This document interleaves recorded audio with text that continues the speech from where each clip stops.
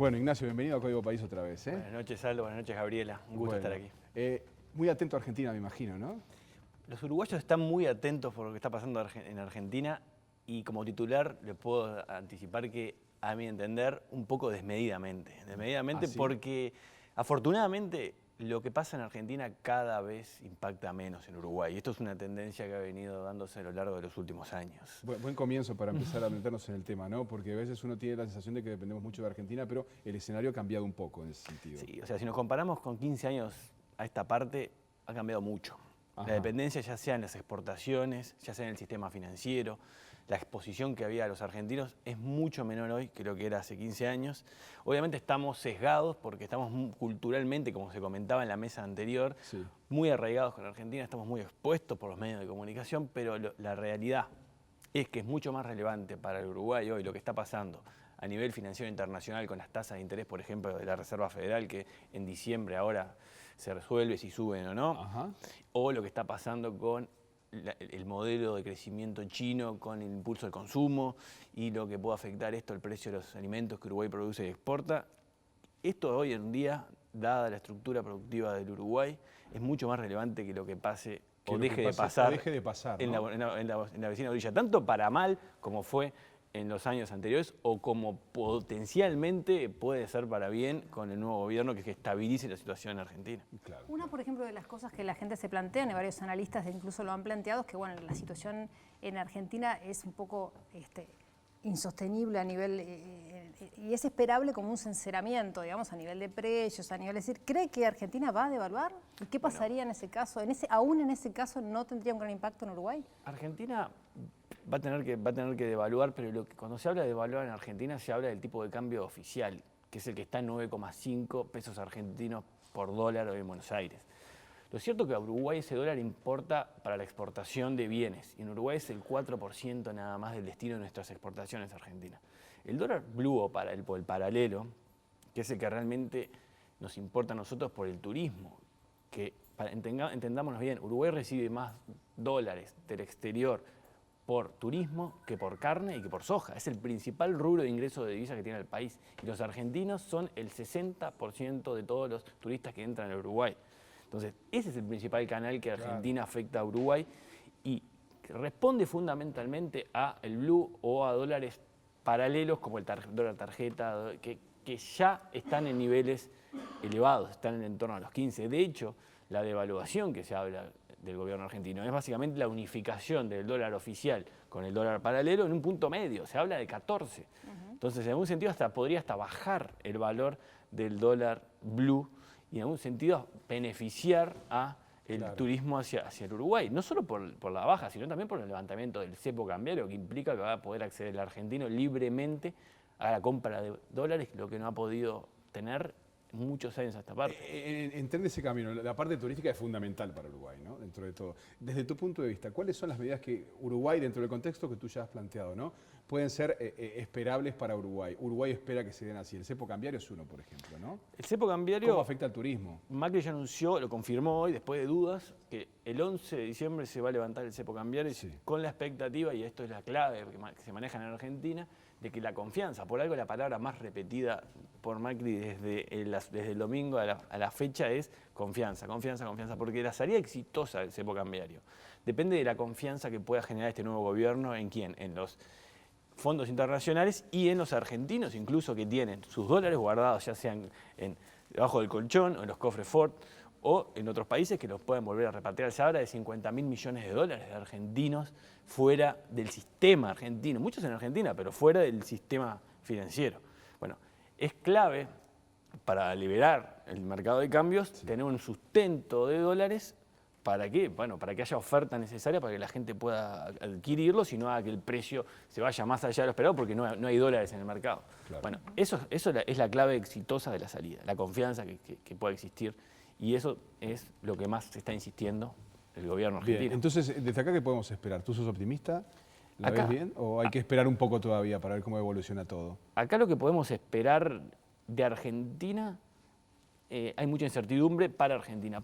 Para Uruguay, repito, o sea, lo que pueda pasar en Argentina en el corto plazo no tiene mucho impacto para nosotros. O sea, Uruguay, lo que realmente puede marcar la agenda de Uruguay es relacionado a lo que se habló en la mesa anterior, es la política de Argentina a nivel de Mercosur. O sea, si Argentina realmente lidera el Mercosur y logra abrir el Mercosur, abrir me refiero fundamentalmente a permitir que los países miembros puedan firmar acuerdos de libre comercio con el resto del mundo y no tener que tener la autorización del resto de los países del Mercosur. Y eso es una decisión, y para que quede bien claro, del año 2000, la decisión 32 del año 2000 no está en los estatutos del Mercosur. Es un acuerdo, un pacto que se hizo y se ha respetado, con la excepción de México, que igual pudo firmar un acuerdo de libre comercio con México, pero nadie se ha animado a violar. Ahora, si Macri ya plantea esto, Brasil, que le conviene también, porque Brasil está también preso de este cerramiento que tiene el Mercosur hoy, puede generarse un nuevo equilibrio, una renovación del Mercosur que nos puede realmente beneficiar a nosotros. Macri ya dijo que quiere hacer avanzar los acuerdos con la Unión del Mercosur, con la Unión Europea y también con la Alianza del Pacífico. Pero volviendo específicamente a Uruguay, se han manifestado en estos días algunas preocupaciones en lo que tiene que ver con el agro, porque se espera que las políticas de Macri en ese sentido, en ese sector, sean más favorables. Se está manejando de que quizás reduzca o elimine las retracciones, ¿no? Y por tanto mucha inversión que sí está en Uruguay en el área agraria podría o limitarse o irse, es decir, ¿cuál es la expectativa en ese sentido? Es una preocupación cierta y fundamentada. El 35% de la inversión extranjera que llega al Uruguay, inversión extranjera directa, es de argentinos y en gran parte han venido por estas razones a transformar el agro. Ahora, ¿cómo puede esto seguir? Son especulaciones, o sea, son especulaciones porque obviamente las condiciones de Argentina para los argentinos que quieran invertir en el agro, en teoría van a mejorar, pero el contexto ha cambiado también. O sea, los precios son otros. Sí. El que ya hizo una inversión en Uruguay tal vez hay que ver si se va. Lo cierto es que esto Uruguay, y esto para mí es lo más importante, le pone una presión extra en el darle mejores condiciones a los inversores extranjeros, porque ahora va a competir no solo con los argentinos, sino con el resto del mundo que viene a invertir a la región, que va a estar mirando no solo Montevideo, sino Buenos Aires, en un clima de negocios muy distinto. Por lo tanto, medidas como la que tomó recientemente el gobierno de mejorar los beneficios de la ley de inversiones, esto fue hace un par de semanas, son muy bienvenidas en este entorno y esos son el tipo de medidas que tenemos que mirar para protegernos justamente de ese temor de que haya una huida de capitales hacia la Argentina. A ver, eso es interesantísimo manejarlo, ¿no? O sea, el gobierno tiene que evitar cualquier más temprano, medida Perti y Caetano decían que de alguna forma el gobierno de Kirchner favoreció que muchos argentinos se vinieran para Uruguay. Pero ahora Macri por ahí plantea otro escenario y esos argentinos se pueden ir para Argentina. Es exactamente esto lo que estábamos diciendo, que Uruguay tiene que lograr generar nuevos incentivos para evitar que no solo los argentinos, sino que los que vienen del exterior, que todavía, y esto también es algo importante, estamos teniendo noticias positivas del exterior, que el retorno a la inversión en los países avanzados sigue siendo muy bajo y va a seguir siendo muy bajo, por lo cual invertir en esta región, en el sur, es atractivo todavía relativo al exterior. Lo que competimos es entre nosotros. Y cuidado, porque Paraguay se está llevando mucha inversión, no es solo Argentina, Perú, Chile, países que han generado incentivos mayores para la inversión, y ahora se le suma uno más que puede ser o potencialmente Argentina. Hay que ver cómo se concreta y en qué plazo, porque pasar de las promesas a los hechos es complicado, más cuando hay que desarmar una madeja muy enredada que es la economía hoy de Argentina. ¿Qué va a pasar, por ejemplo, con el tema de los fondos buitres, con la relación con el Fondo Monetario Internacional en Argentina? Esa es la clave justamente para desenredar esta madeja que tiene Argentina. Sí. La puntita para empezar a desarmarlo viene por ese lado, viene por el acceso al financiamiento externo. Hoy lo que Argentina... Uno puede cambiar. Argentina hoy, para que se entienda, está en un equilibrio, no está en una crisis. No tiene los días contados. Está en un equilibrio que es recesión o estancamiento con inflación. La inflación es funcional al modelo, porque es lo que está financiando un déficit muy elevado que está explicado en parte por muy bajas tarifas a los servicios públicos. Bueno, para desarmar ese paquete, lo primero que hay que hacer es que la inflación no sea funcional. Y para eso hay que conseguir otra fuente de financiamiento para el gobierno. ¿Y cuál es? El financiamiento del exterior. Y para poder financiarse a través del exterior hay que arreglar, el primer paso es arreglar con los fondos buitres que ya está en negociación el próximo gobierno de Nueva York. Segundo, tiene que arreglar con el Fondo Monetario para poder recibir ingresos de dólares. Y ahí, ¿cuál es la exigencia? Primero, regularizar el INDEC y tener una inflación creíble. Segundo, unificar el tipo de cambio y tener un solo tipo de cambio como tienen todos los países normales del mundo. Entonces, esas son dos condiciones.